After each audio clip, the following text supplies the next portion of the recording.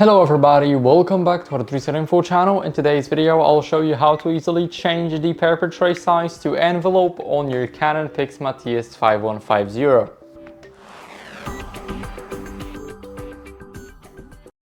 So first, let's start off with the first paper tray. It's right here, so let's just pull it to us here. Let me grab it.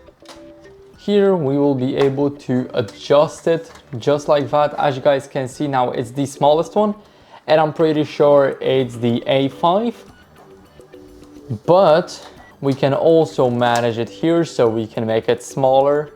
What we can also do is now we can close it. So we need to take off the cover. Let me do that.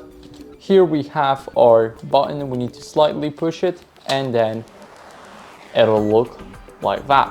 So here we can change it, as you guys can see, let's say to A5. We can adjust it right here. Now let's place the cover back. Let me quickly do that. And after that cover, what we can do is we can basically place it back. So give me a second. And now we can basically place it back just like this. And now I'll show you the second paper tray. Now for the second one, it's right here, and what we can do is we can open it up, pull it upwards, and now let's place it backwards, so let it curve a bit. And now here we will be able to open it up and here adjust it to our envelope.